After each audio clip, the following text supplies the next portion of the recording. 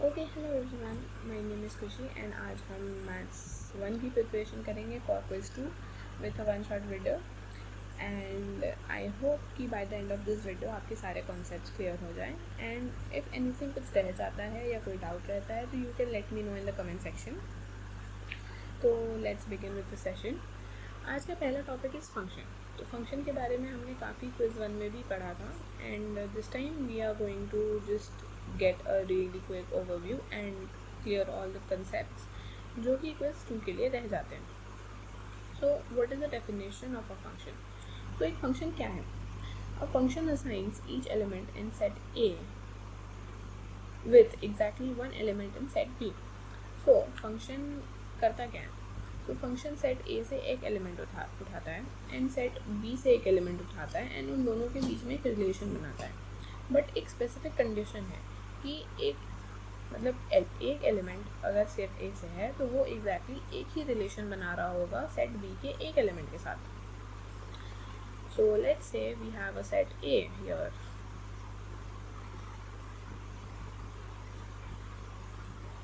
And then there is set B.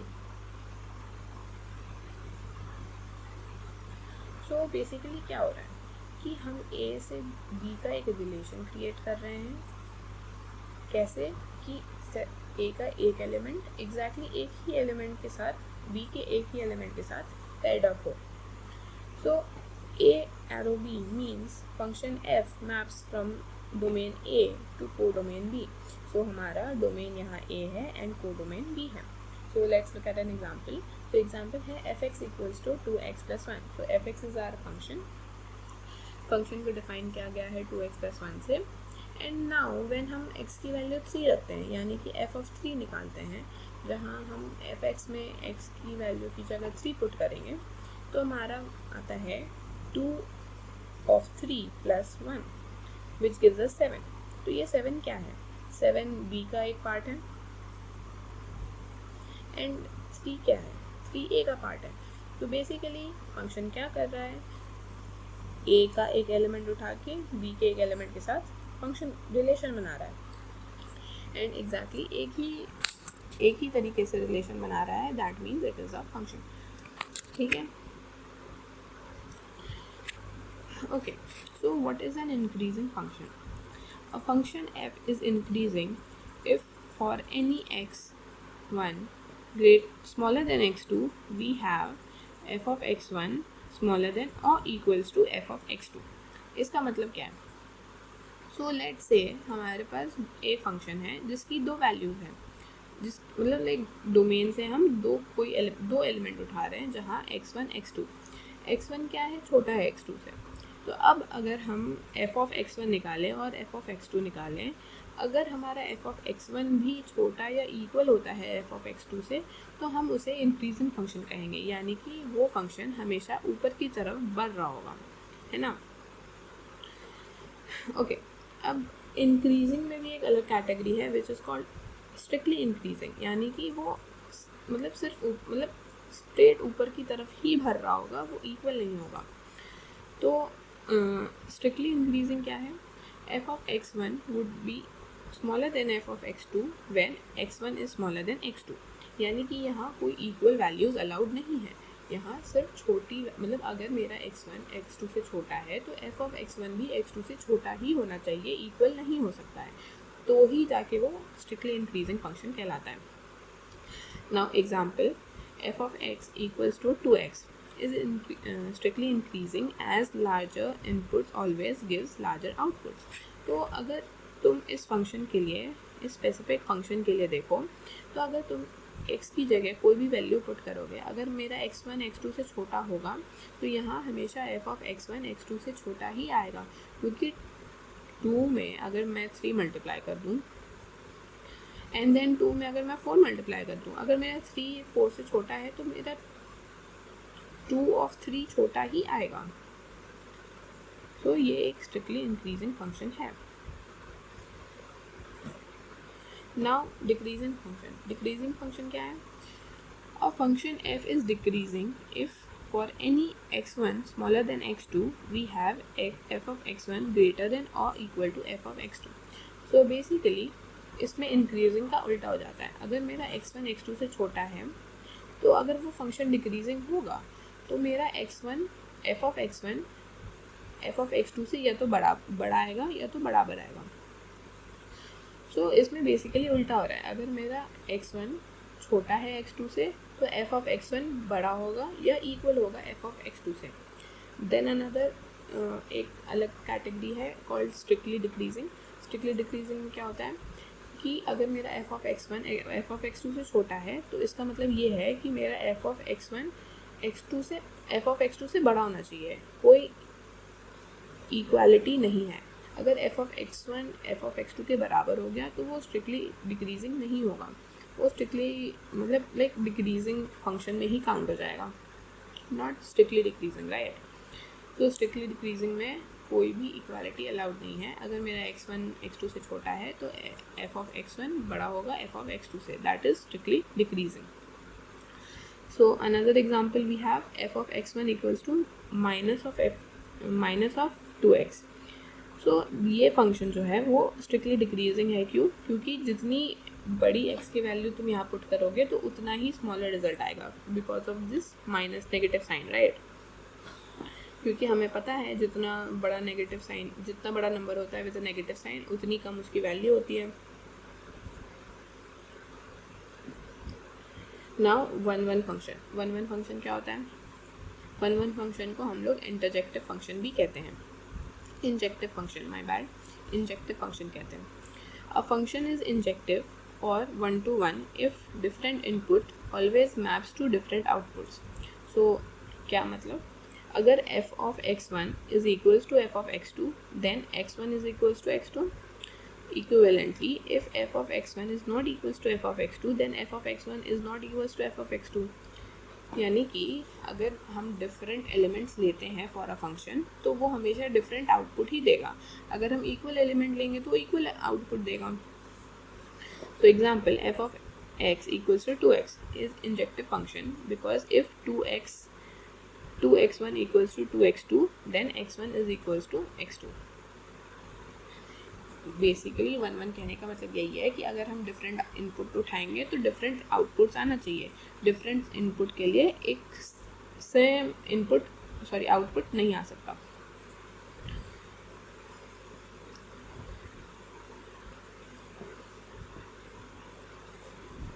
Okay, exponential function क्या है? तो एक्सपोनेंशियल फंक्शन का फॉर्म क्या होता है? f of x equals to a की power x where a is greater than 0 and a is not equals to 1. So the base a determines growth or decay behavior. यानी कि हमारा f of x अगर कोई exponential function है तो उसका form क्या होता है? a की पावर x, जहाँ पे a 0 नहीं हो सकता, मतलब 0 से बड़ा होना चाहिए, और a 1 के इक्वल नहीं हो सकता। अब a का बिहेवियर जो है वो हमारा ये बताता है कि क्या वो ग्रोथ फंक्शन है या फिर वो डिके, लाइक वो 0 की तरफ ग्रो करेगा, ठीक है। इसका डोमेन क्या है? इसका domain is all real numbers, any number can be used as an exponent. Range positive real numbers, यानी कि सिर्फ पॉजिटिव रियल नंबर्स ही इसके रेंज हैं। ये इसका आउटपुट जो है वो सिर्फ पॉजिटिव रियल नंबर्स में ही आता है, which is 0 to infinity. Exponential forms never output 0 और नेगेटिव वैल्यूज़, यानी कि अगर कोई एक्सपोनेंशियल फंक्शन है तो वो कभी 0 या फिर नेगेटिव आउटपुट नहीं देगा। अब नेचुरल एक्सपोनेंशियल फंक्शन क्या है? The natural exponential function uses the special base e. हम अगर नेचुरल एक्सपोनेंशियल फंक्शन लिखें तो हम e का यूज़ करते हैं। e is almost equals to 2.718. तो e की वैल्यू क्या होती है? हम e की वैल्यू जनरली 2.718 लेके चलते हैं, और इसका ये देखने में कैसा होता है? y is equal to e की power x. This is how it looks, यानी कि this is how our natural exponential function looks. अब इसकी की प्रॉपर्टीज, डोमेन वही ऑल रियल नंबर्स, रेंज वही positive real numbers, always passes through the point 0, 1। तो ये अब इसकी की प्रॉपर्टीज़ क्या है कि ये जो हमारा ई की पावर एक्स वाला फंक्शन है वो हमेशा 0,1 से पास करता है। तो अगर ये हमारा ग्राफ है, सो ये हमारा 0, ये हमारा ओरिजिन, एंड वो हमेशा 0,1 से पास करेगा।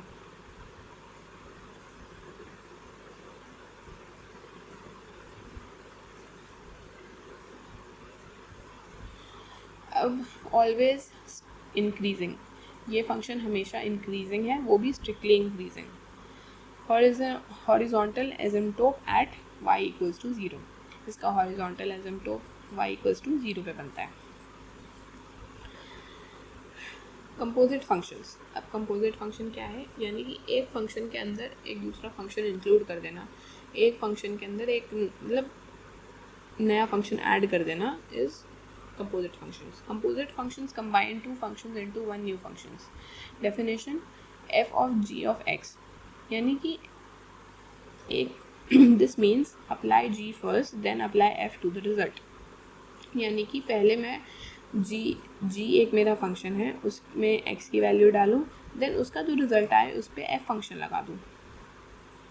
So for example f of x equals to x plus 1 and g of x equals to 2 of x, then f of g of x यानी कि कंपोजिट फंक्शन, अगर f of g of x का composite function निकाले तो क्या होगा, f of 2x, तो f(x) में हम g of x की वैल्यू पुट करेंगे, so f of 2x equals to 2x plus 1। Now ये जो हमारा आउटपुट है 2x plus 1, this is our composite function. So अब इसमें बहुत ज़रूरी बात यह है कि order matters. f of g will never be always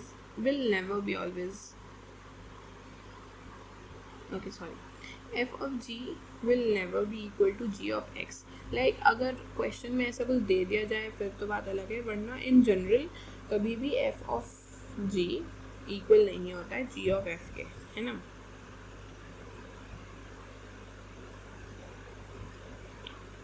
Okay, so now we have a practice question. Is the function 3x minus 5 increasing or decreasing? Explain your reasoning using the definition of increasing and decreasing function. So यहाँ हमारे पास दो question दिए हुए हैं and I'll leave this question to you guys. You guys find the answer and comment the answer below in the comment box. So that was it for the functions. Now it is turn for us to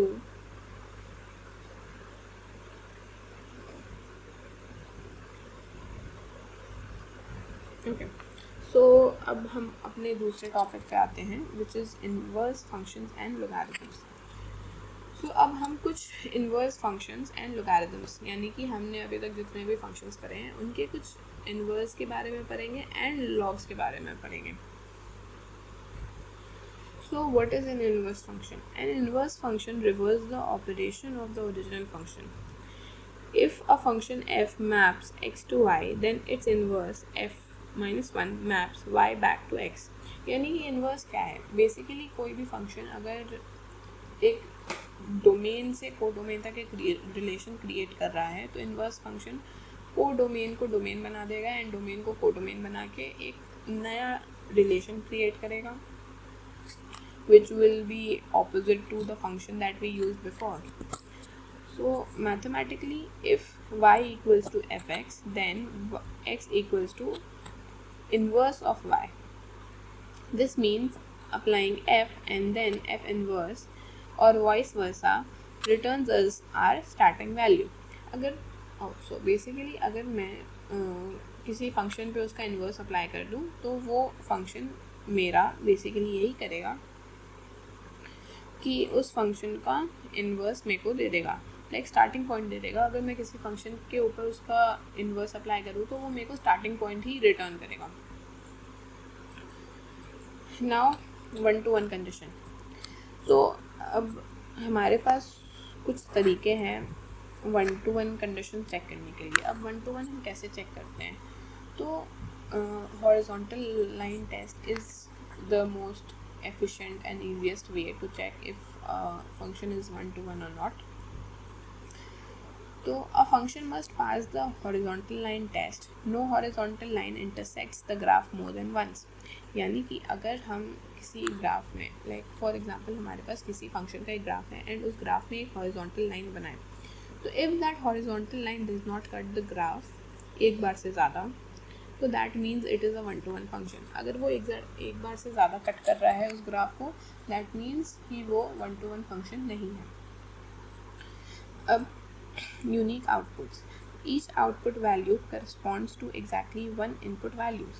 No two different inputs produce the same output. So इसका basically logic यही है कि वो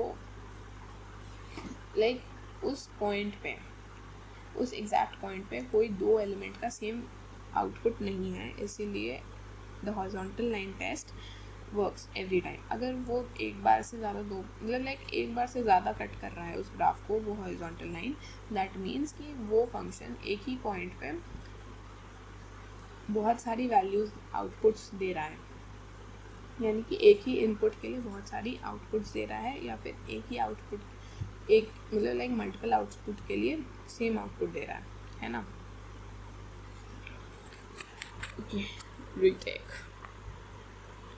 retake from inverse functions. I think inverse function and logarithm. So अब हम next topic पे चलते हैं. अभी हमने इंक्रीजिंग एंड डिक्रीजिंग देखा, एक्सपोनेंशियल फंक्शन के बारे में देखा. Now we will look at inverse functions and logarithms. What is inverse function? So a function reverses the operation of the original function. If a function f maps x to y, then its inverse maps y back to x. So basically अगर मेरा कोई function है वो a domain से b को domain तक जा रहा है,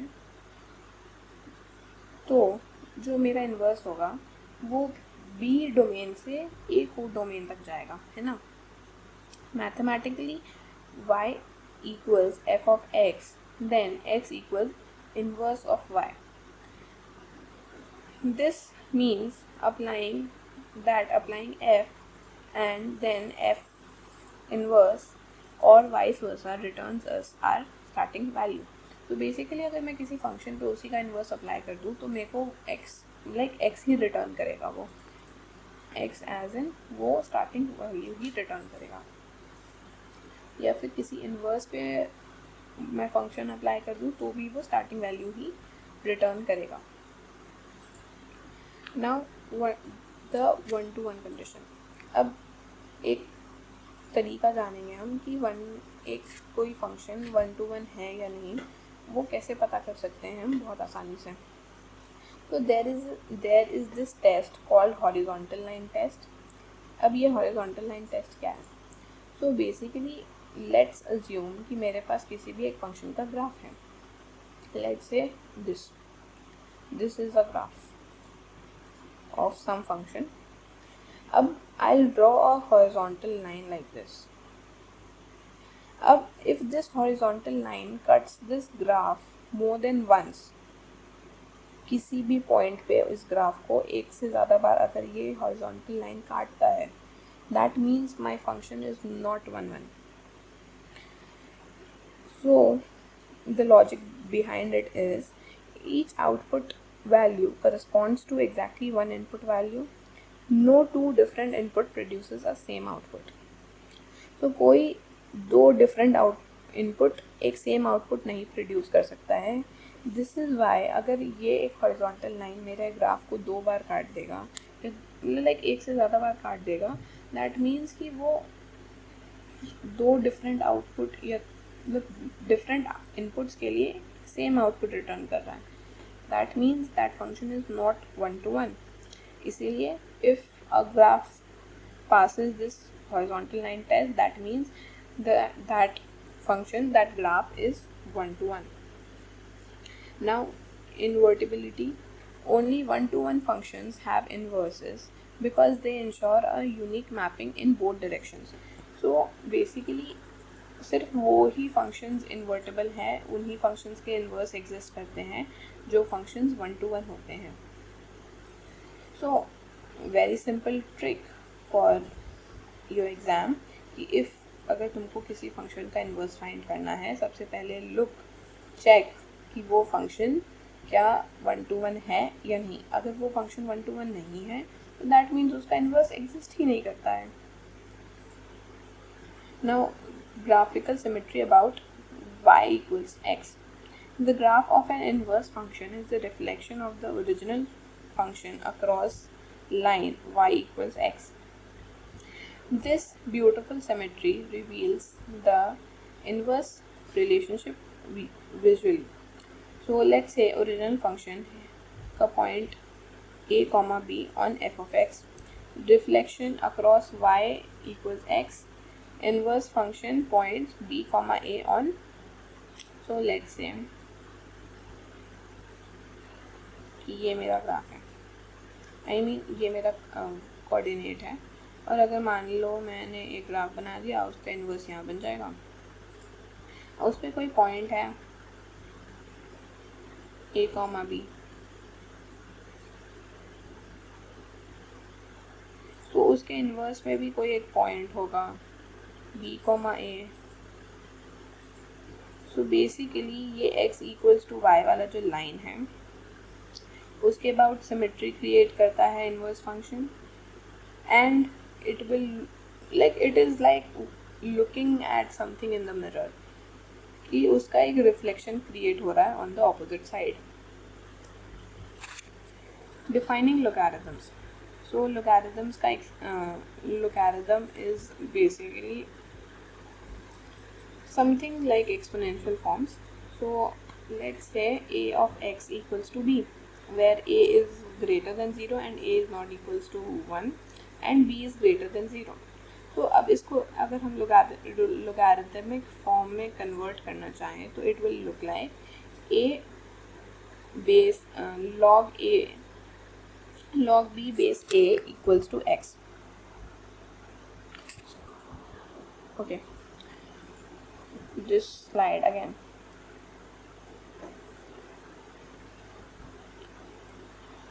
Defining logarithms. So अब logarithm is somewhat like exponential forms.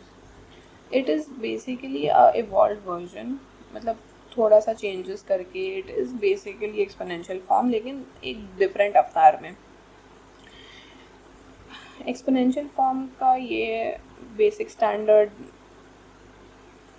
notation है a of x equals to b, where a is greater than 0, a is not equals to 1 and b is greater than 0. अब मैं इसी चीज़ को अगर log के form में लिखना चाहूँ या logarithmic फॉर्म में लिखना चाहूँ तो it will be like log b base a equals to x. The logarithmic answer to what power must a be raised to get b. Basically हम अगर logarithmic को इंग्लिश में ट्रांसलेट कर दें तो कुछ ऐसा कुछ ऐसा सेंटेंस बनेगा कि अब a पे ऐसी कौन सी पावर चढ़ाई जाए कि हमें b मिल जाए. Logarithmic are the inverse operations of exponentials.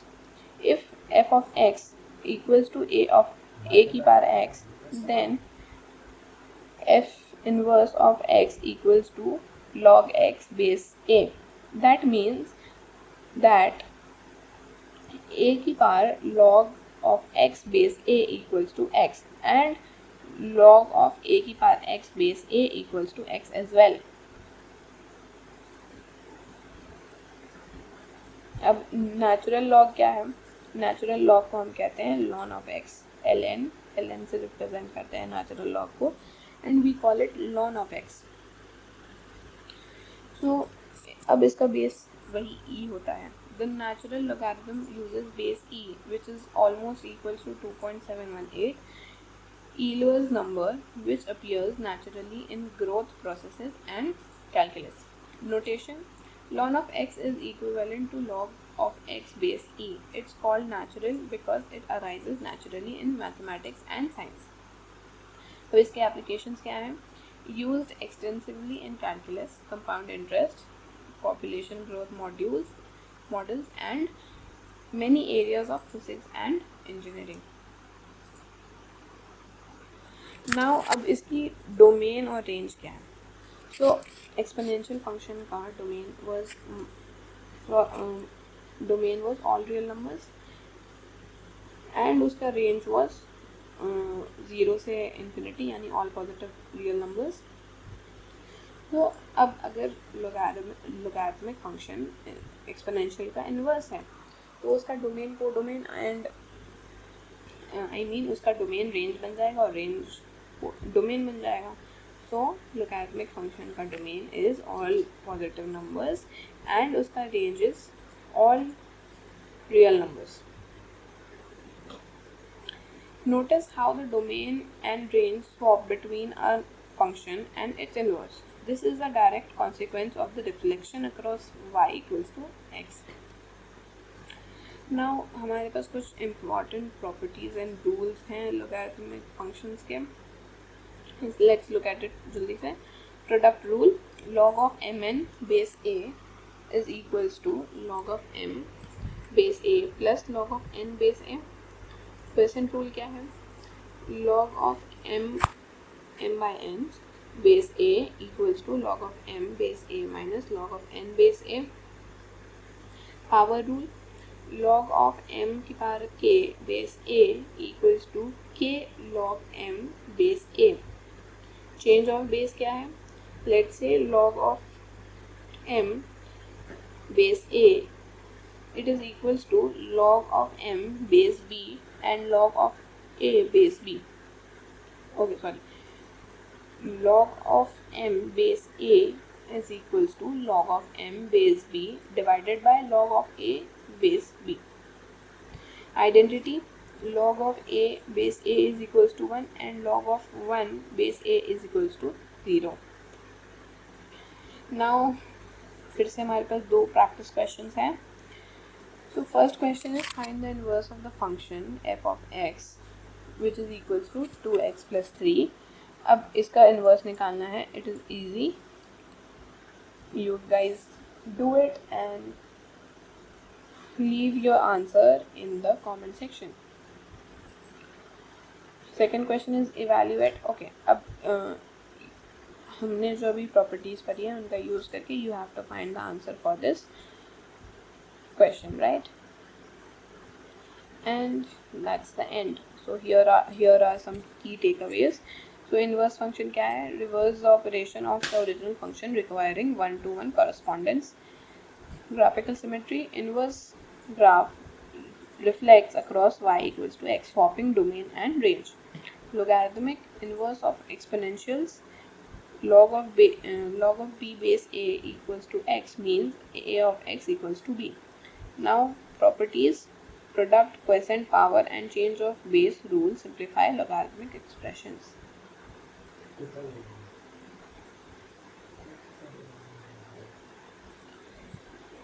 Okay, so now moving on to the third topic of our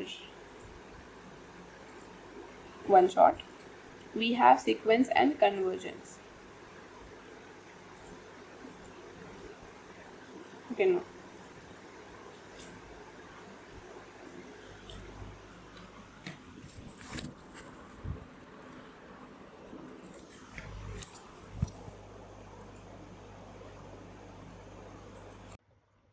Okay, now हम आ गए हैं अपने सेशन के थर्ड पार्ट में, which is trigonometric functions. तो अब इसमें हम कुछ ग्राफ्स देखेंगे एंड कुछ की फंक्शंस, डोमेन, रेंज वगैरह देखेंगे ट्रिग्नोमेट्रिक फंक्शंस के. तो सबसे पहले लीनियर एंड क्वाड्रेटिक फंक्शन का एक क्विक रिव्यू लेते हैं. क्या था? लेट्स रिवाइज एक बार. Linear functions: these are the simplest polynomial functions with a constant rate of change. Their graphs are straight line defined by the equation y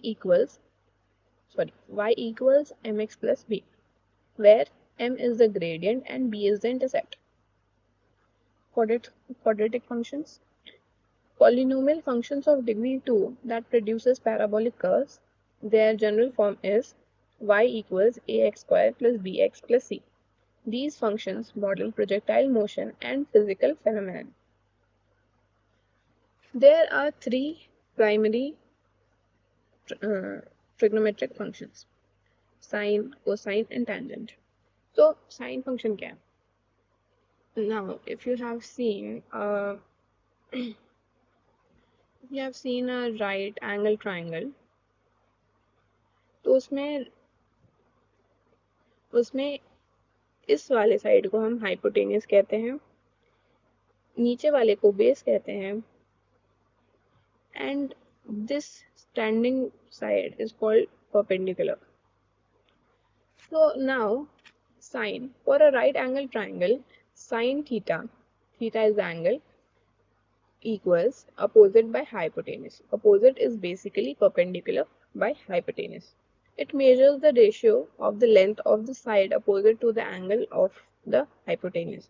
So let's say हम इस angle को इस side को theta बोल देते हैं, तो इसमें sin का क्या हो जाएगा? Sin equals to P by H. Cosine, for a right angle triangle, cos theta equals adjacent by hypotenuse. Adjacent is basically the base. So it measures the ratio of the length of the side adjacent to the angle to the hypotenuse. Now tan. So tan का एक formula भी होता है sin theta by cos theta. So for a right angle triangle, tan theta equals opposite by adjacent, which means opposite is perpendicular and adjacent is the base. So tan theta equals to perpendicular by base. It measures the ratio of the opposite side to the adjacent side. Trigonometric identities. These fundamental relationships contain the three primary trigonometric functions and forms the foundation of trigonometry. Pythagorean identity. Sin square theta plus cos square theta equals 1. These identities are very important क्योंकि कुछ questions में you will need to apply these identity to figure out the answer. The identity relates sine and cosine through the Pythagorean theorem.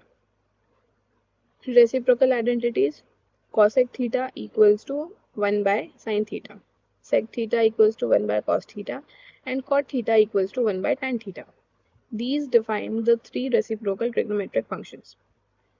Now, quiescent identity. Tan theta equals to sin theta by cos theta. Tan theta can be expressed as the ratio of sine to cosine. Co-functions identity. These identities reveal the beautiful relation between complementary angles that sum to 90 degree or pi by 2 radians. So, sine and cosine. Sine pi by 2 minus theta equals to cos theta. Cosine and sine. Cos theta pi by 2 minus theta equals to sin theta. Tangent and cotangent. Tan pi by 2 minus theta equals to cot theta. Now even and odd functions. Understanding symmetry properties helps us predict functions' behavior and simplify calculations. Even function. The function that are symmetric about the y-axis. If, okay, so even function figure out करने का सबसे आसान तरीका है कि तुम f of x में f of minus x रख के देखो. अगर तुम्हारा आंसर f of x का और f of minus x का सेम आता है, that means it is an even function. अगर नहीं आता है, like if f of x equals to minus f of minus x, then it is an odd function. So for example, even function का example, cosine is even. Cos of minus theta equals to cos theta.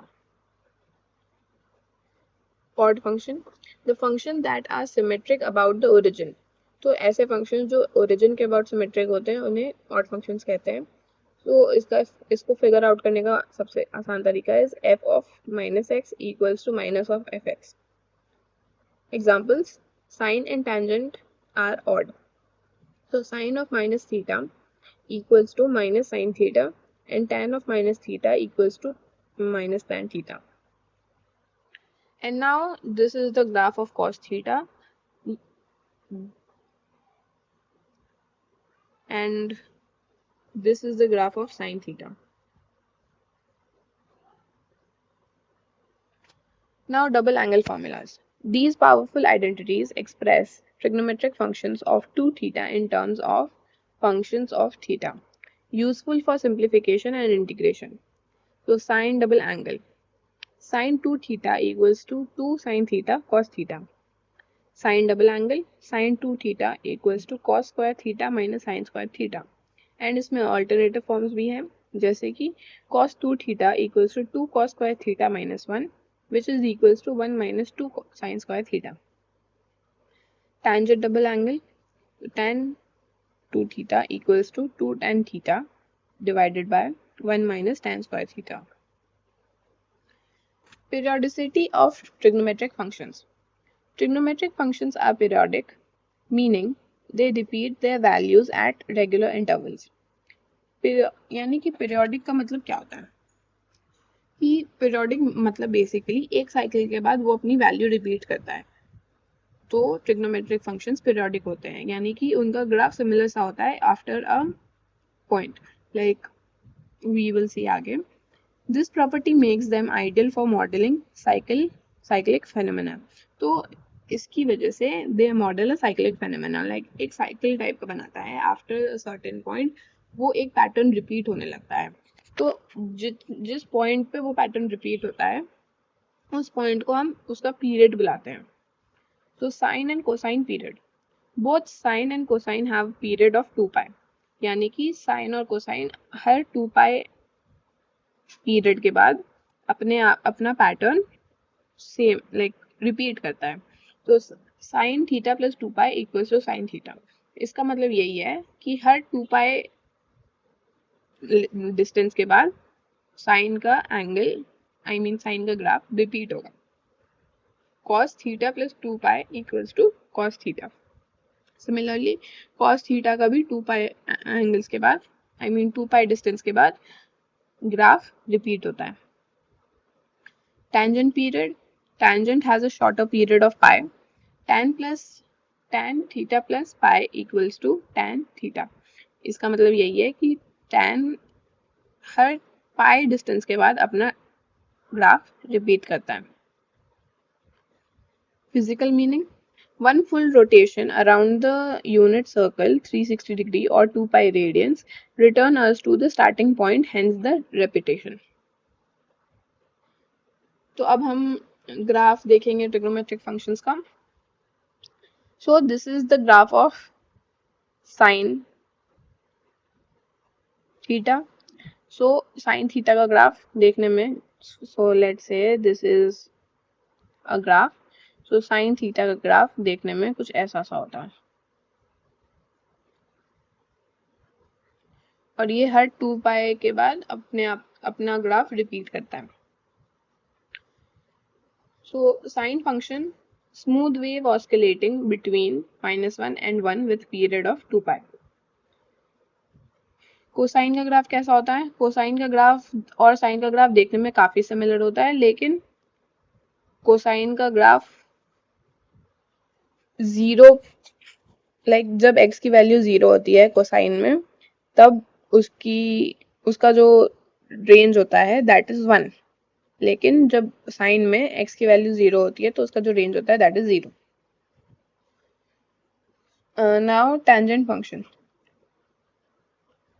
This is a graph of tangent, tan function, periodic with vertical asymptote, undefined at odd multiples of pi by 2. यानी कि हर odd multiple of pi by 2 पे tan function undefined हो जाता है. Now secant, which is sec theta जिसको भी कहते हैं हम. So secant का ग्राफ कुछ ऐसा सा दिखता है. You just have to remember कि ग्राफ कैसा दिखता है. Like you don't have to remember the values. तुमको बस इतना पता होना चाहिए कि ग्राफ देखने में कैसा होता है. तो reciprocal of cosine with U shaped curves between the asymptotes. Okay, mind की कॉसेक और सेक का ग्राफ देखने में काफी सेम होता है, लेकिन उसके जो मतलब उनका जो इंटरवल्स होता है वो डिफरेंट होता है. तो ध्यान से, ये है कॉसेक थीटा यानी कि कोसेंट फंक्शन का graph. Reciprocal of sine, periodic with repeating curves. Now cotangent, which is cot theta, cot function का graph. Reciprocal of tangent, decreasing curves with vertical asymptotes. Now we have some practice questions.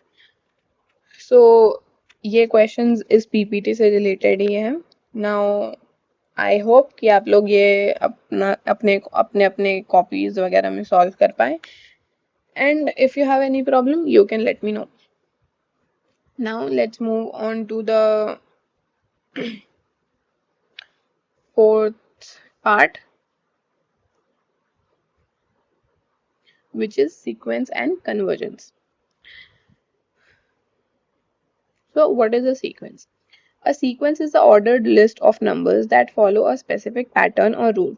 तो sequence क्या है? Sequence एक ऐसा list है numbers का, ordered numbers यानी कि एक ऑर्डर में अरेंज किए हुए नंबर्स का, जो कोई स्पेसिफिक पैटर्न या रूल फॉलो करता है.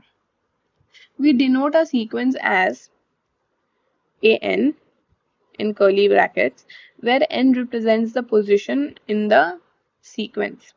यानी कि इसमें जो n होता है वो ये बताता है कि कौन से पोजीशन वाले नंबर की बात हो रही है.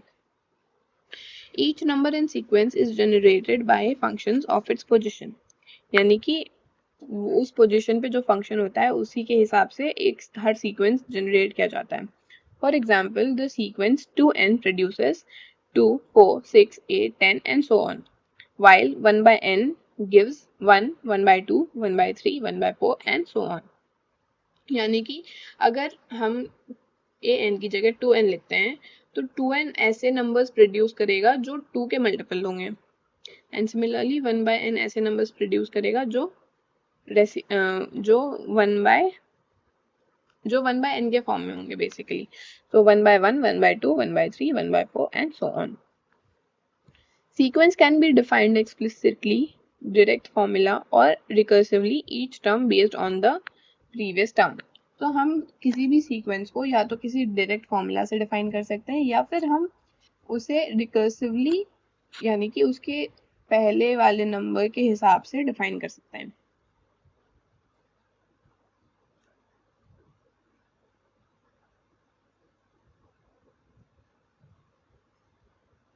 Now, what is convergence versus divergence? Now, what is convergence versus divergence?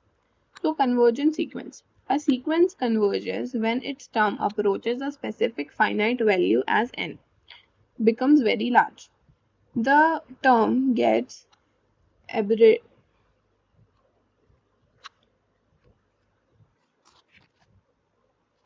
Okay, redo this slide.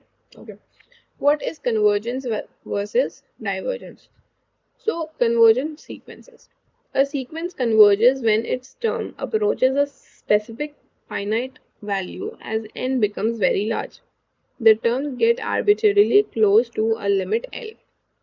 So, convergent sequence क्या होता है? ऐसा कोई सीक्वेंस जो एक फाइनाइट वैल्यू की तरफ अप्रोच करने लगता है जब उसका जो n की वैल्यू हमने बहुत ज़्यादा बढ़ा दी एंड वो लगातार किसी एक नंबर की तरफ अप्रोच कर रहा होता है उसकी वैल्यू उस स्पेसिफिक सीक्वेंस की वैल्यू, तो उसे हम कन्वर्जेंट सीक्वेंस कहते हैं. नाउ दिस टर्म, वो जो टर्म होता है उसका जो लिमिट L है उसके बहुत ज़्यादा क्लोज चलता चला जाता है. For example 1 by n converges to n. तो अब हम 1 by n टाइप का जो सीक्वेंस बनाएंगे वो अगर उसको हम कन्वर्ज करने की कोशिश करें तो वो 0 की तरफ अप्रोच करता है. उसकी वैल्यू 0 की तरफ अप्रोच करने लगती है जब हम n की वैल्यू बहुत ज़्यादा बढ़ा देते हैं तो. Now divergent sequence. A sequence diverges when it does not settle towards any finite limit. It may grow without bound, oscillate or behave erratically. इसका मतलब क्या है कि ऐसा कोई सीक्वेंस जो किसी पर्टिकुलर लिमिट की तरफ अप्रोच नहीं करता है, या तो वो बिना बाउंड के ग्रो होता जाएगा, या तो वो ऑसिलेट करेगा, या फिर वो किसी बिना पैटर्न के ही बिहेव करने लगे जब हम n की वैल्यू बहुत ज़्यादा बढ़ा देते हैं. Then it is a divergent sequence. For example n square diverges to फाइनाइटी इन्फिनिटी. सो n स्क्वायर क्या होगा, अगर हम n स्क्वायर n की वैल्यू मान लो बहुत बड़ी रख दी हमने, लाइक लेट्स से हमने n की वैल्यू 1 लाख रख दी, तो 1 लाख का स्क्वायर क्या होगा. अब 1 लाख का स्क्वायर इज इतना बड़ा नंबर कि हमें उसे लाइक 1 लाख का स्क्वायर रखा तो चलो we get a number, but बहुत ही बड़ा नंबर रख दिया तो वो फाइन इन्फिनिटी की तरफ अप्रोच करने लगता है, जो हम लाइक ऐसे नंबर की तरफ अप्रोच करने लगता है जो वी कांट फिगर आउट कि वो नंबर क्या है. तो वी से कि वो ऐसा जो नंबर है वो ऐसा कोई सीक्वेंस है तो वो डाइवर्जेंट सीक्वेंस कहलाता है. Now understanding limit notation. The limit notation expresses what happens to a sequence as n approaches infinity. We write limit n tends to infinity an equals to l. So basically limit notation क्या करता है, limit मतलब हम एक sequence ये निकालते हैं, हम ये निकालने की कोशिश करते हैं कि अगर वो सीक्वेंस जो है, अगर उसकी n की वैल्यू को हम अगर इन्फिनिटी की तरफ रख मतलब इन्फिनिटी की तरफ पुश कर दे तो उस वो जो सीक्वेंस है वो कैसे बिहेव करता है. Now this means the limit of an as n approaches infinity equals l. इस नोटेशन का मीनिंग ये है कि जब हम n की वैल्यू को इन्फिनिटी की तरफ पुश करते हैं तो जो सीक्वेंस है an उसकी जो लिमिट है वो l की तरफ अप्रोच करने लगती है. The sequence converges to L if terms get arbitrary close to L for sufficient large n.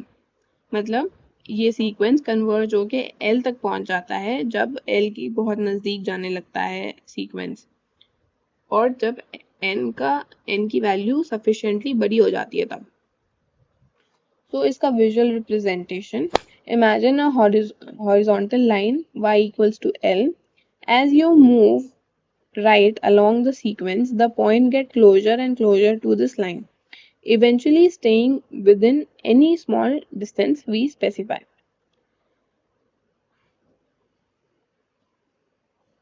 Convergence rules.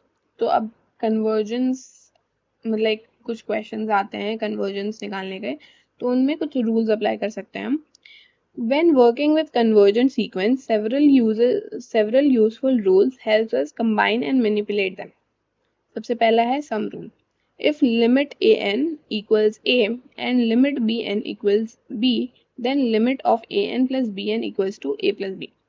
यानी कि अगर हमारे पास दो सीक्वेंस है an और bn और उन दोनों पे लिमिट लगा दी जाए, तो इफ अगर an की लिमिट a है और bn की लिमिट b है और हमें an प्लस bn की लिमिट निकालनी है तो हम सिंपली a प्लस b कर सकते हैं. दूसरा है product rule.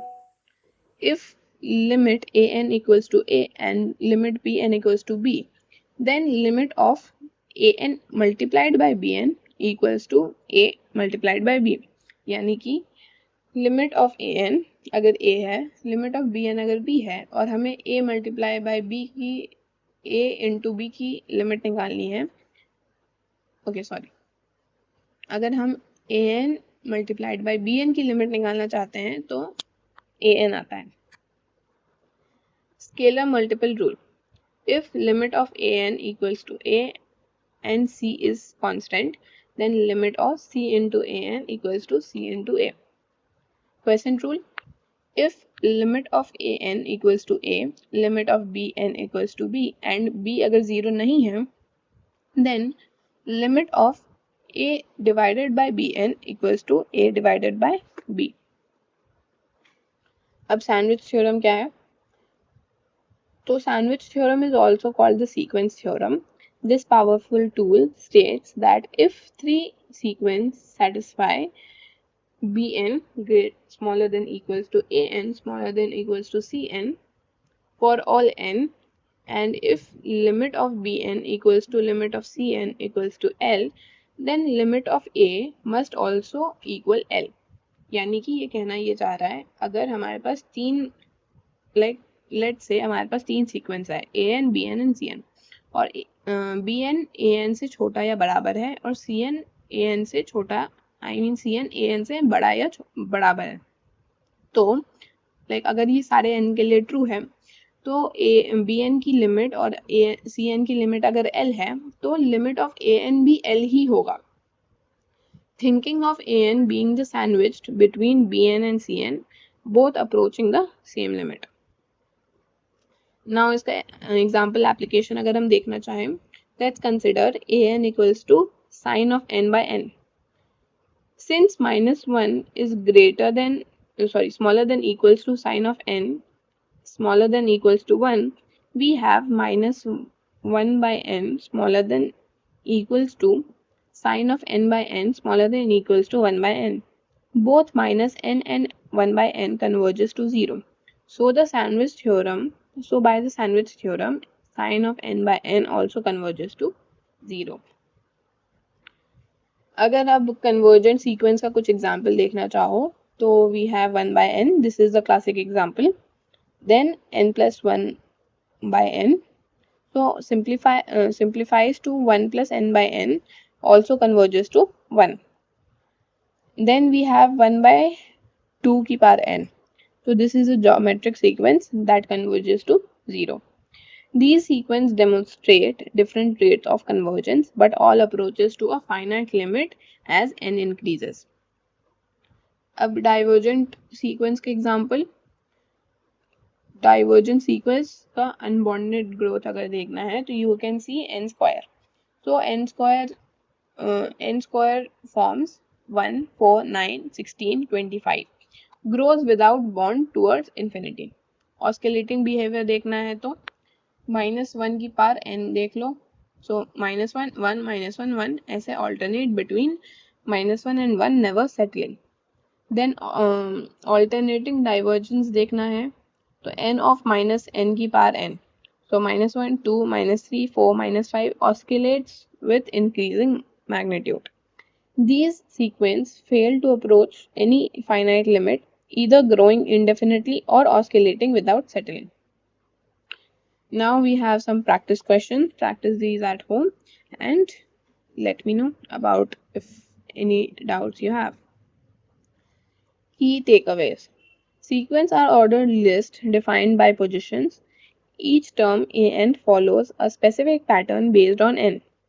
Convergence meaning approaching a finite limit. The terms get arbitrarily close to L as n increases. Rules simplifying combinations of sequences. Sum product scalar coefficient rules preserve convergence. The sandwich theorem is powerful. When squeezed between converging sequence, the middle sequence must also converge. Understanding convergence is fundamental to calculus, analysis, and many areas of maths and science. Okay, you guys must remember that sequence and convergence से बहुत सारे questions आते हैं. Like बहुत सारे तो नहीं, but एक question तो ज़रूर ही आता है. तो please practice इसके questions carefully.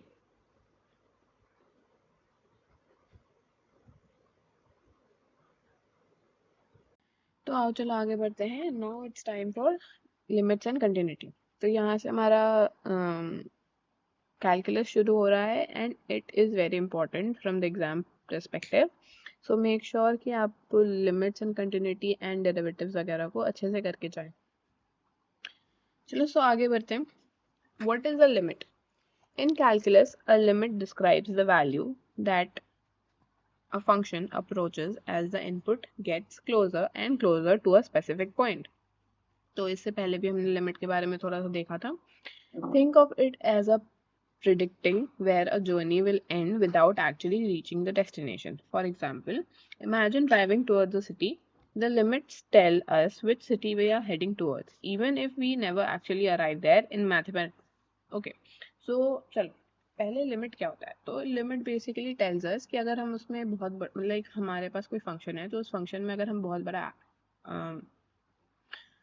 इनपुट डाल देते हैं या फिर ऐसा कोई इनपुट डालते हैं जो उस स्पेसिफिक पॉइंट जो हमें गिवन है उस पॉइंट की तरफ अप्रोच करता है तो हम कहाँ जाके पहुँचेंगे. Like it is not reaching there but it is just predicting कि हम कहाँ पहुँचेंगे. तो फॉर एग्जाम्पल तुम लोगों ने ड्राइव करना शुरू किया and you set a destination कि हमें यहाँ जाना है. So that limit, so that destination is a limit. Doesn't matter तुम वहाँ पहुँचो या ना पहुँचो, I mean ठीक है, but that is your limit, right? So in mathematical notation we write limit x of x to a f of x. So limit हम किसी एक function पे लगाते हैं. This x is the coefficient of the function and ये a हमारी point है जहाँ तक हम जाना चाहते हैं. And this L is the value जो मतलब that L is the value जहाँ वो पहुँचाएगा हमें. This means the limit of fx as x approaches to a equals L. यानी कि जब x a को अप्रोच करेगा तो इस fx फंक्शन की लिमिट L आ जाएगी. So now visualizing the limits, the graph above demonstrate how a function approaches a specific value. Notice how the curve gets arbitrarily close to the point but may or may not actually reach it. So कुछ graphs वगैरह में जैसे हम कहते हैं कि जैसे linear graph है, the linear graph never actually reaches the infinity. We can never see if the linear function या ऐसा कोई भी function है जिसका कोई end point नहीं है, तो वो हम नहीं देख पाते कि क्या वो actually infinity तक पहुंच रहा है, but we do say कि it travels up to infinity. So that is where we put limit. So this is the essence of limit. We are interested in the behavior as we get infinitely close, not necessarily the value at the exact point. So हम उस behavior को check करते हैं, उस pattern से पता करते हैं कि उसकी limit क्या है.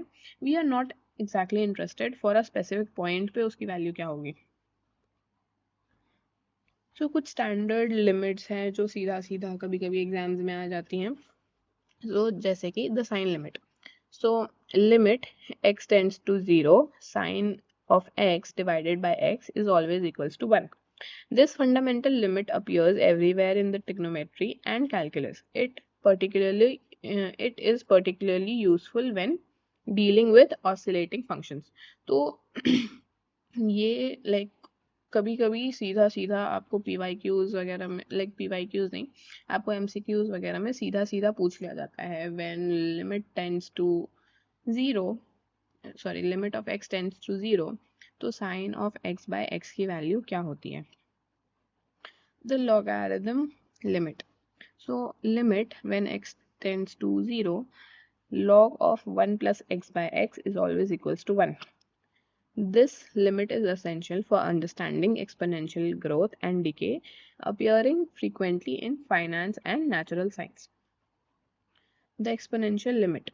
Limit x tends to 0, 1 plus x to the power 1 by x is always equals to e.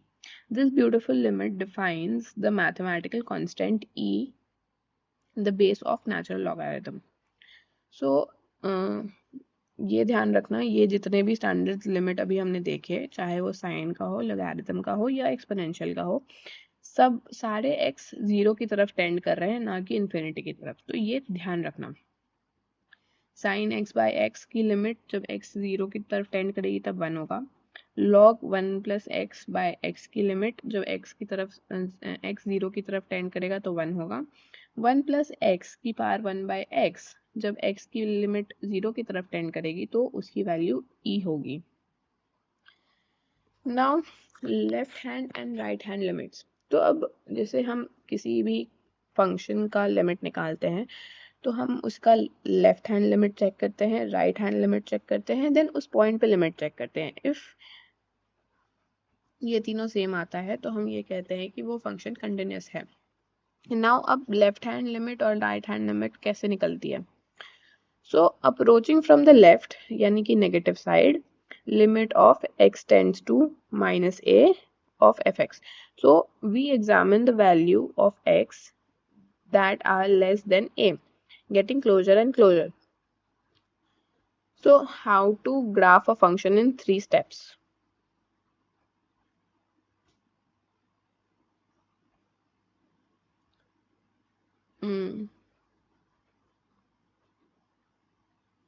Something is wrong here.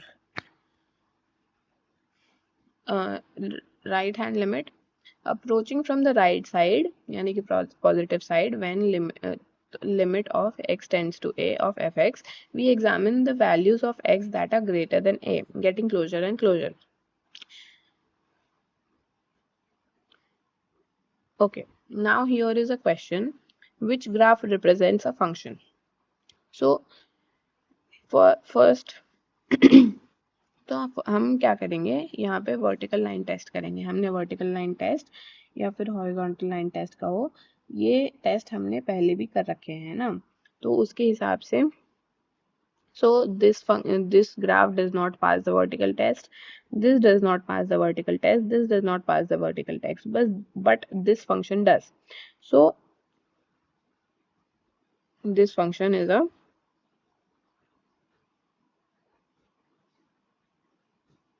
okay, एक minute.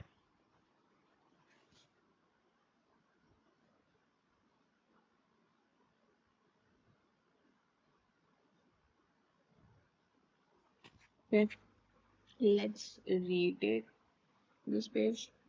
So left hand limit and right hand limit. तो अब किसी भी limit किसी भी limit में हम दो साइड चेक करते हैं, एक लेफ्ट हैंड साइड एक राइट हैंड साइड. तो लेफ्ट हैंड साइड क्या होता है, जब हम किसी भी फंक्शन को लेफ्ट हैंड यानी कि नेगेटिव साइड से अप्रोच करते हैं, कि अगर वो नेगेटिव साइड से अप्रोच हो रहा है तो वो किस वैल्यू की तरफ जा रहा है, तो उसको लेफ्ट हैंड लिमिट कहते हैं. एंड जब उसको राइट हैंड लिमिट की साइड से चेक करते हैं, यानी कि राइट हैंड साइड से अगर वो किसी वैल्यू को अप्रोच कर रहा है वो फंक्शन, तो वो कहाँ जा रहा है, तो उसको हम राइट हैंड लिमिट कहते हैं. So left hand limit approaching from the left यानी कि negative side, limit x tends to minus a of fx. We examine values of x that are less than a, getting closer and closer.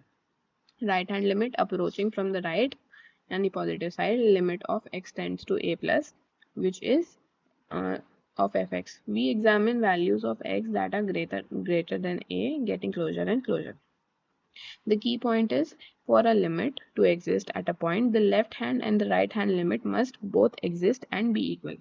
So अगर हमें किसी function का limit check करना है तो उसकी लेफ्ट हैंड लिमिट चेक करेंगे and right hand limit check करेंगे, एंड जब दोनों एग्जिस्ट करें एंड बोथ इक्वल आए तभी उस फंक्शन की लिमिट एग्जिस्ट करती है.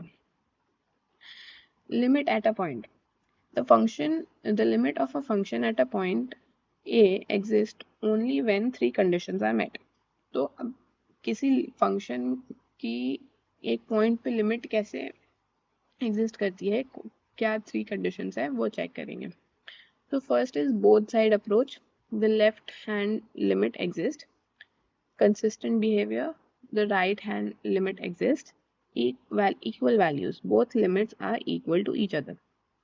So अगर लिमिट किसी पॉइंट पे निकालनी है तो पहले हमें चेक करना है कि क्या उसकी लेफ्ट हैंड साइड इक्वल है या नहीं, लेफ्ट हैंड साइड एग्जिस्ट करती है या नहीं, राइट हैंड साइड एग्जिस्ट करती है या नहीं, एंड फिर हमें ये चेक करना है कि क्या वो दोनों इक्वल है या नहीं. When these conditions are satisfied, we say the function has a limit at that point.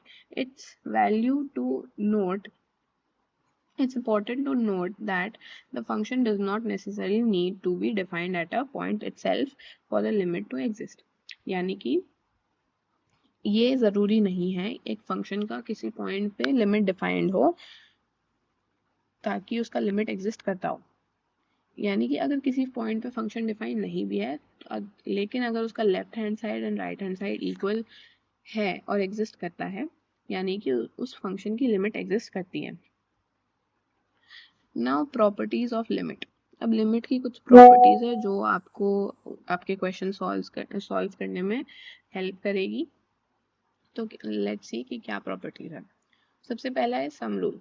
Limit of a function fx, okay, limit of x tends to a fx plus gx is equals to limit of fx x tends to a plus limit of gx x tends to a. यानी कि अगर limit के अंदर हमने किसी दो function का सम कर रखा है and x is tending to a point a, तो हम उसे अलग अलग करके लिख सकते हैं कि limit of fx x tends to a plus limit of gx x tends to a. Then product rule में भी सेम होता है. कि अगर किसी लिमिट के अंदर कोई दो फंक्शंस का प्रोडक्ट किया हुआ है, देन उसको अलग अलग करके हम limit of F X X tends to A into limit of G X X tends to A लिख सकते हैं.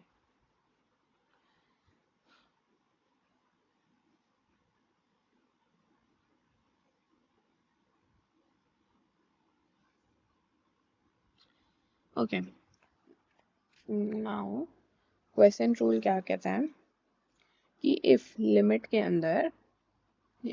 अंदर कोई दो फंक्शंस का फ्रैक्शन किया हुआ है, limit of okay limit of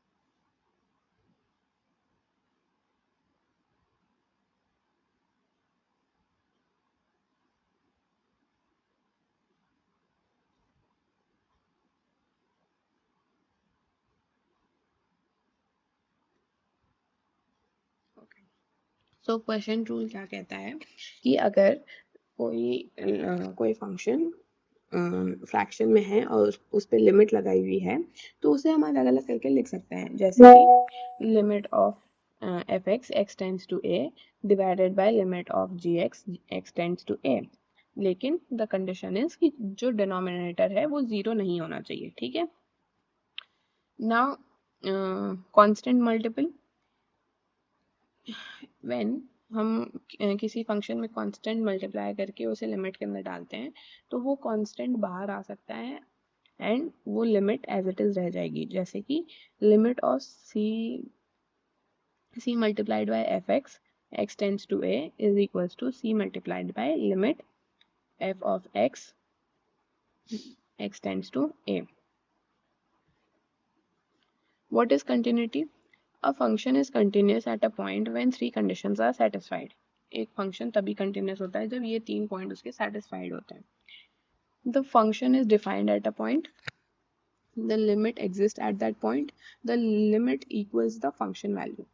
अब इसका क्या मतलब कि हमें कोई स्पेसिफिक पॉइंट पे वो फंक्शन डिफाइंड होना चाहिए, उस पॉइंट पे उस फंक्शन का लिमिट एग्जिस्ट करना चाहिए एंड जो लिमिट आएगी और जो फंक्शन की वैल्यू आएगी वो दोनों इक्वल होना चाहिए. In simpler terms, a continuous function has no breaks, jumps or holes. You can draw it without lifting your pencil from the paper. यानी कि कोई भी continuous ग्राफ होगा या कोई भी कंटिन्यूस फंक्शन होगा तो उसका जो ग्राफ होगा उसमें बीच में कोई ब्रेक नहीं आएगा, कोई जंप्स नहीं आएंगे, उसमें कोई होल भी नहीं होगा. ऑल्सो अगर हम उसका ग्राफ ड्रॉ करें तो वो बिना पेपर से पेन उठाए हो जाएगा. So this is the standard notation of continuity. Limit of fx x tends to a is equals to f of a. F of a means function value of the function at a. So continuous versus discontinuous function. Continuous function. A smooth curve with no interception in okay. Retake. Continuous versus discontinuous function. Continuous function. A smooth curve with no Retake. Continuous versus discontinuous functions. Continuous function, a smooth curve with no interpret.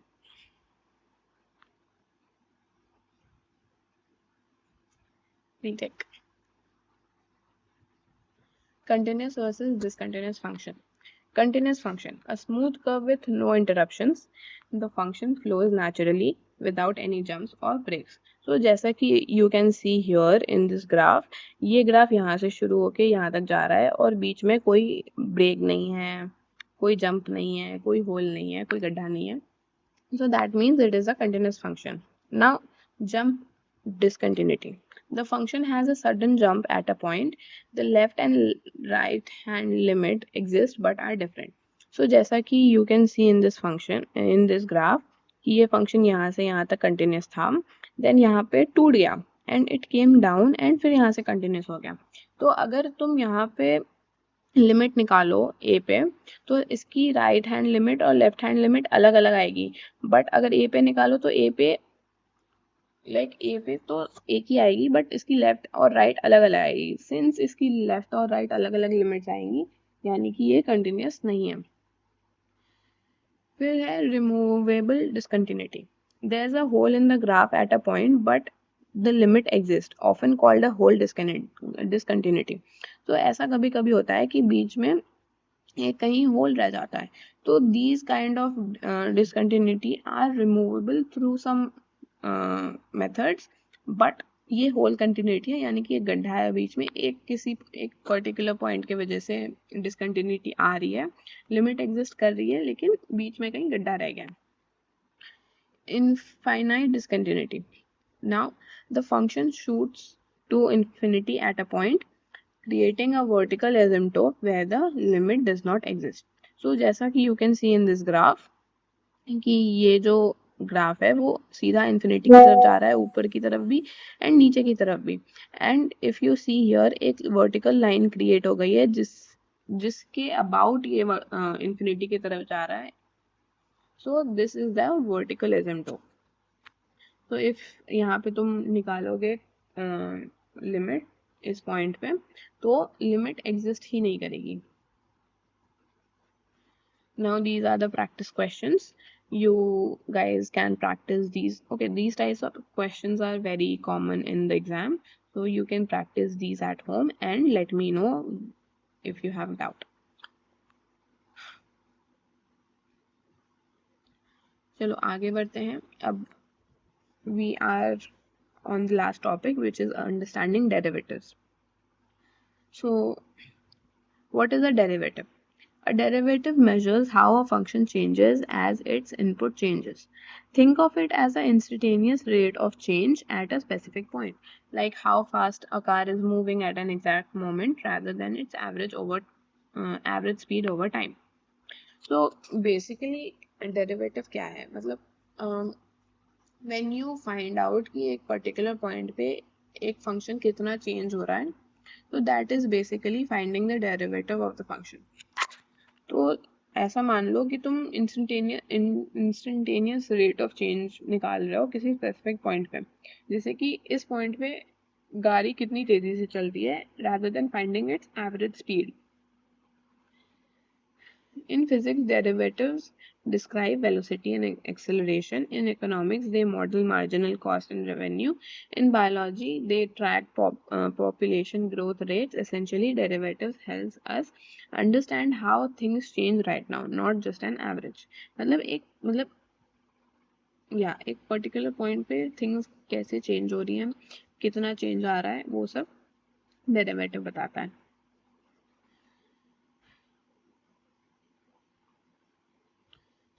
Derivative as slope of tangent. The derivative of a function gives us the slope of the tangent line to the curve at the exact location. Imagine zooming in infinitely close to a point on a curve. That curve starts to look like a straight line and that's your tangent line.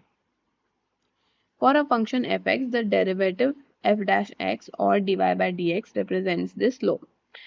The positive value means the function is increasing, the negative value indicates decreasing, and 0 means a horizontal tangent, often a maximum or minimum point.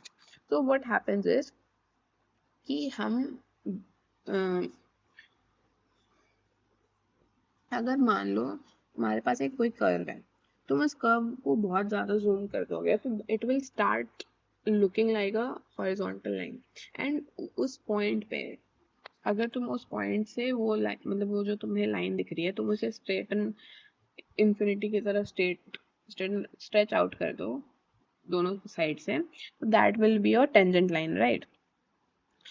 अब ये जो tangent line बनती है, या तो इसे ही हम एफ डैश एक्स या D Y by D X कहते हैं, यही हमारा स्लोप हो जाता है उस फंक्शन का, उस पॉइंट पे उस फंक्शन का। सो अगर हमारी टेंजेंट वैल्यू या डेरिवेटिव की वैल्यू पॉजिटिव आती है, यानी कि उस पॉइंट पे वो फंक्शन इंक्रीजिंग है। अगर नेगेटिव आती है तो उस पॉइंट पे हमारा फंक्शन डिक्रीजिंग है। अगर जीरो आती है तो दैट मीन्स वो हमारा या तो मैक्सिमम पॉइंट है या तो मिनिमम पॉइंट है। तो अब कुछ रूल्स भी हैं हमारे पास डेरिवेटिव्स में जो यूज आते हैं बहुत ज्यादा। सो पहला रूल है the sum rule. The rule is if hx equals to fx plus gx, then h dash x equals f dash x plus g dash x. What it means, the derivative of a sum equals the sum of the derivatives. Easy. Differentiate each part separately and add them together. तो इसका मतलब क्या है कि अगर मेरा hx fx और gx का सम है, तो अगर मैं hx का डेरिवेटिव निकालना चाहूँ तो मैं fx को अलग से मतलब उसके डेरिवेटिव अलग से निकाल सकती हूँ, gx की डेरिवेटिव अलग से निकाल सकती हूँ, एंड दोनों को ऐड कर दूंगी तो वो hx की डेरिवेटिव मेरे को दे देगा। सो फॉर एग्जाम्पल यहाँ मेरा fx है, तो fx यहाँ मेरा 3x प्लस 2x स्क्वायर। तो अगर मेरे को fx का डेरिवेटिव निकालना है, यानी कि f डैश x निकालना है, तो मैं अब इसे सॉल्व करने तो नहीं बैठूंगी, तो सीधा मैंने एक्स क्यूब का डेरिवेटिव निकाला, that is 3x square, then मैंने 2x स्क्वायर का डेरिवेटिव निकाला, दैट इज 4x। तो ये आ गई मेरी f डैश x की derivative. Then we have product rule. When you have two functions multiplied together, life gets a bit trickier. The product rule states that if hx equals fx dot gx, then h dash x equals f dash x gx plus f dash x g. Okay, retake. What is a product rule? When you have two functions multiplied together, life gets a little bit trickier. The product rule states that if hx equals fx dot gx, then h dash x equals f dash x gx plus fx g dash x।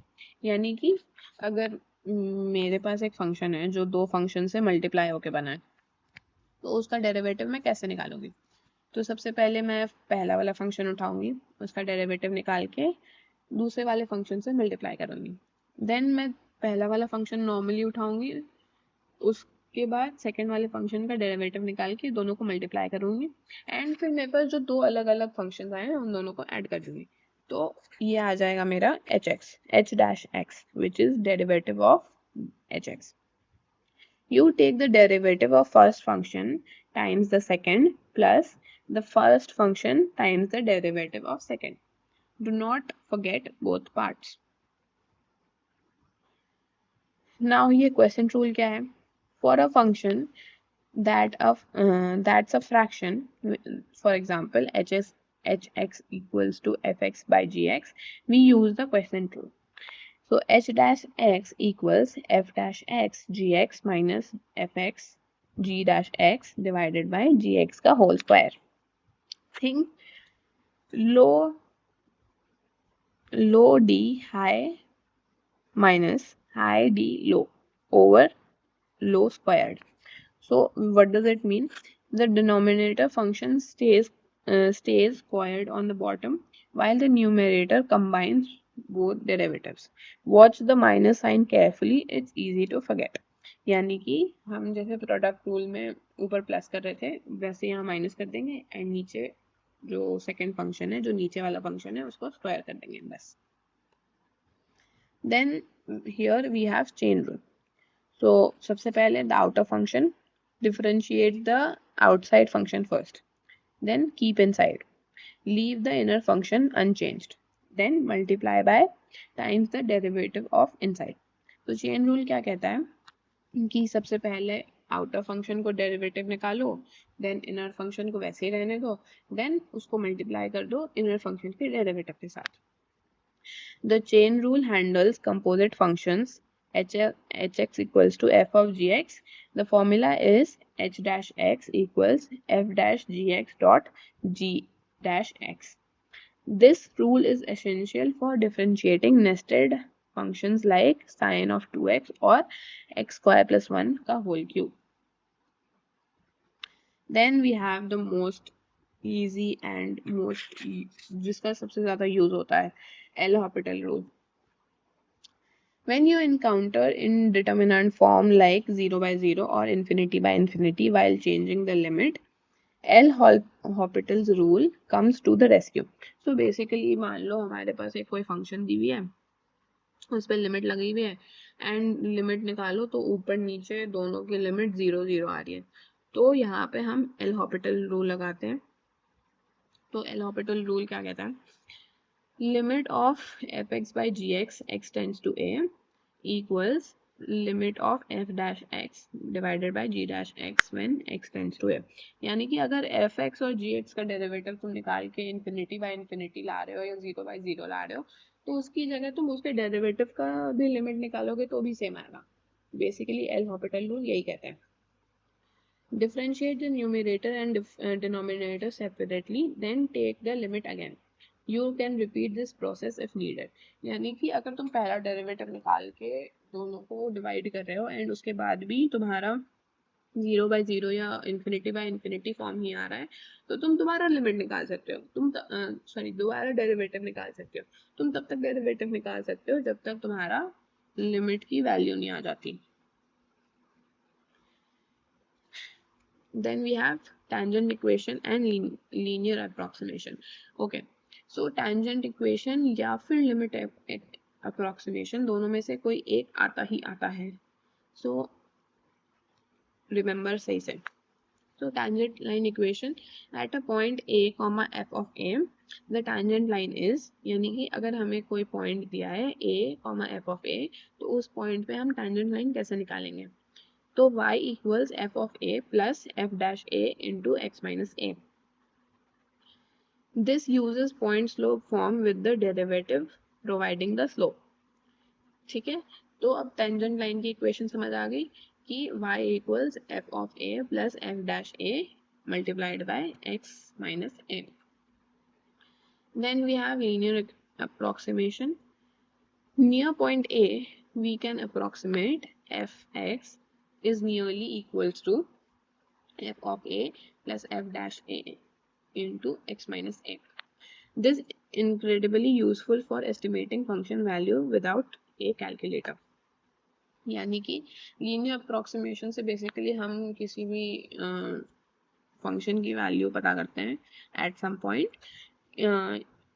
So it is not exact value but yeah जैसा कि इसका नाम suggest करता है it is approximation.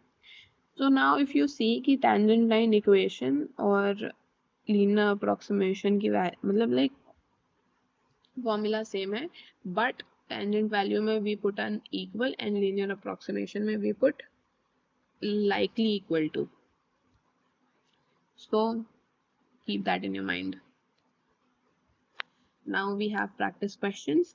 Do these at home and comment your answer in the comment section and let me know if you have any problem. And with that we have come to an end and I hope आपको ये session अच्छा लगा हो. Please like, comment and subscribe I think. And yeah, let me know your doubts in the comment section. Thank you.